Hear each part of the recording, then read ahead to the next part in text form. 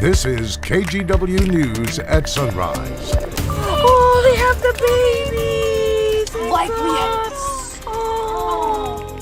That baby is safe this morning after police stopped his father, who's accused of kidnapping him in the middle of I-5 near Eugene. We'll recap the manhunt that started in eastern Washington and share more details about the suspect who's also accused of killing his ex-wife and his teenage girlfriend. And hundreds of Portland public school custodians who worked overtime through January's ice storm are being asked to return some of the money they were given. Ahead on Sunrise, how many hundreds of dollars some are apparently being asked to give back to the district. Earth Day was Monday, of course, but we are not stopping the celebration. All this week, we're handing you good energy stories. These are fronted by my main man, Chris McGinnis, our good energy guy. And his focus this week has been all about electric vehicles. So here's today's question.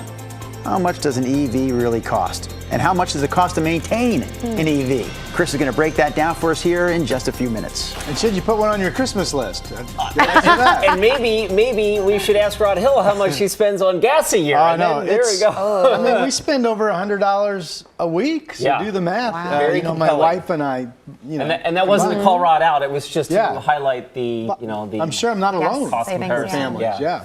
You have any money I can borrow, by the way? I feel like I'm watching a tennis match. All right, wave of cooler weather coming in. I was pointing at the green. We have some light rain offshore. We have a lot of clouds pushing through overhead right now. There are breaks in the cloud cover. Right now, PDX says it's overcast. 48 is the early morning number. Here's your day. Yesterday, with all that sun in the afternoon, we hit 78. Today, kind of partly sunny to mostly cloudy skies, 60 at noon, 65 at 5 p.m. You folks in Astoria and especially up in southwest Washington, you might find a trace of rain at some point.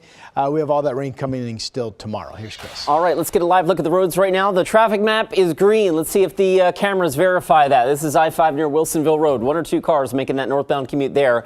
We'll switch gears, take you out to Hillsborough, Highway 26 near Cornelius Pass, wide open. Lots of elbow room out on the east side as well. This is Interstate 84 near 162nd. Guys, no crashes, no unexpected freeway delays just yet. Sounds good. Thank you so much, Chris. We start this morning with an update to Monday's Amber Alert out of Washington. The missing child in that case has been found safe. Police say the suspect is dead from a self-inflicted gunshot wound following a police chase south of Eugene. So we're going to have Devin Haskins bring us all the details on this morning. Good morning there, Devin. Yeah, good morning. After that Amber Alert went out on Monday evening, the suspect's photo was plastered all over social media and the news. And about 24 hours later, Oregon State Police saw his car near Eugene. Take a look at this video. This is the moment when police rescued that 1-year-old child from his father's car after the multi-state manhunt and Amber Alert. That baby's father, Elias Huizar, was wanted for the murder of 2 women in the Tri-Cities area of Washington on Monday. Oregon State Police said that a trooper parked along I-5 just north of Eugene spotted the car around 2:40 yesterday afternoon. When the trooper tried to stop him, Huizar took off. His car later crashed into another vehicle and lost control. Troopers and Huizar shot at each other before Huizar took off again. It was south of Coburg where this video was taken when his car hit a semi-truck and lost control. Troopers say they found Huizar dead from an apparent self-inflicted gunshot wound. KGW News talked with Lindsay Birch, who witnessed the end of that multi-state manhunt. They were really on top of their game, and it was incredibly impressive how just ready and prepared, and the number of people that came together for this baby and to get him stopped was so impressive. At a press conference last night, Oregon State Police said the child, 1-year-old Roman, was doing well and being cared for. West Richmond Police will hold a press conference later today where we hope to learn more information. Christine. Yeah, we'll definitely be keeping watch for that. Thank you, Devin. So much has happened in the last 36 hours. So here's a closer look at the timeline and Huizar's background. Elias Huizar was a former police officer in Yakima, Washington, serving from late 2014 to 2021. According to court documents, he previously worked as a school resource officer and is accused of having a sexual relationship and a child with a 15-year-old he met while working at her middle school. Huizar would have been 37 at the time. Then, this February, he was arrested for raping a 16-year-old. On Monday, he was supposed to be in court on those charges. Instead, police say he went to an elementary school where his ex-wife worked, waited for her to come out, then shot and killed her. Police say they found the body of a second victim at Huizar's home. She's believed to be his girlfriend. It's still not clear exactly when police say he abducted his 1-year-old son, but again, that baby is safe. Portland Public Schools released its proposed budget for next school year, giving us a better picture of where roughly $30 million in cuts could come from. The teachers union, meanwhile, is set to rally outside tonight's board meeting in protest. KGW's Catherine Cook breaks down which jobs will likely be impacted. This is going to be a tough season for moving forward, and it's already been a really challenging year. A year that's shaping up to get even bumpier for Portland Public Schools. Interim Superintendent Sandy Husk spoke plainly after releasing the proposed budget for the 2024-25 school year. It includes a $30 million budget gap. Husk attributes that shortfall to 3 major factors: declining PPS enrollment, the end of federal pandemic funding, and rising operating costs without a comparable increase in revenue.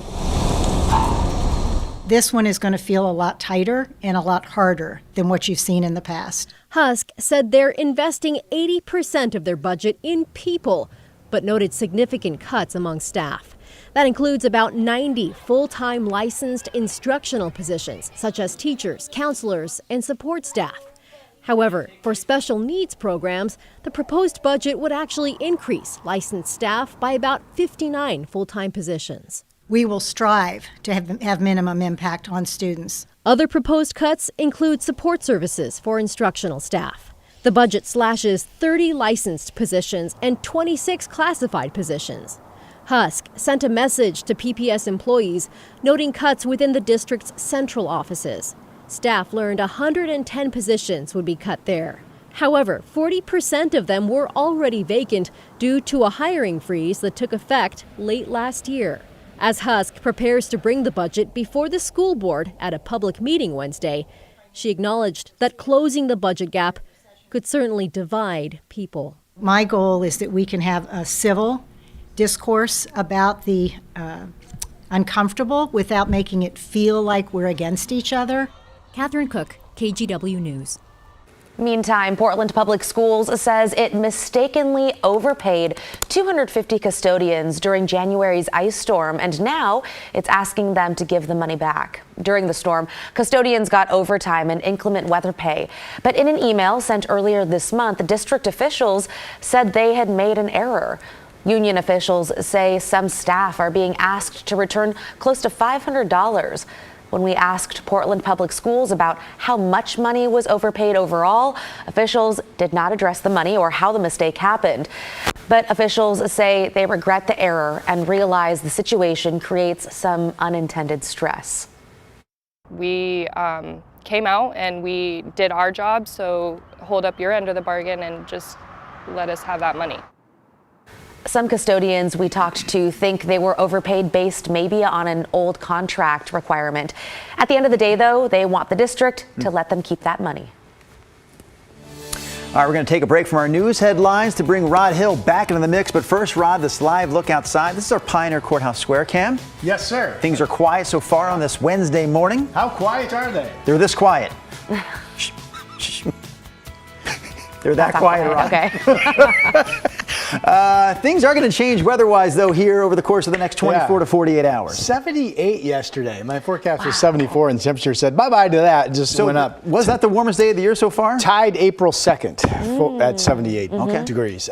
Today, mainly because of clouds, and there's also a push to some cooler weather. We're going to be a good 10 degrees cooler, maybe even 15. Here's a look at our live Timberline camera where it is so quiet outside. Yes, thank you, Drew. We have a little bit of brightness showing. By the way, the snow level, that's pretty. The snow level this weekend, with all that moisture coming in, generally about 4,500 feet to no higher than 5,000. Government camps at 4. So you might see a kind of a wet mix of some showery weather over the Cascade Passes at times this weekend, but not really anticipating any overly wintry problems. This band of clouds shows up right there as a little wave of cooler weather coming in. We've had some showers this morning out across eastern Oregon. We've got some light rain mainly offshore from Oregon and Washington. And you folks in Astoria, I think you will see at least some traces of light rain around, maybe a light shower or two. Same thing up around Seattle eventually today, where it's 47 right now. Portland's at 48. It's cooler down in Marion County at 42. And then we have everybody above freezing on the map, except for Pullman out in Washington State Country, where it's 32. All right, here's a look at Futurecast. Cloudiness across the state at 2 o'clock.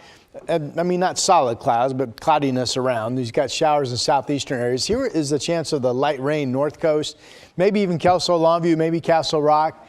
I think Portland likely stays dry, but there's at least a chance that thicker cloud drops a trace of moisture at some point. Here's the bigger deal. This is tomorrow morning. The timing is sped up. This is 5 a.m.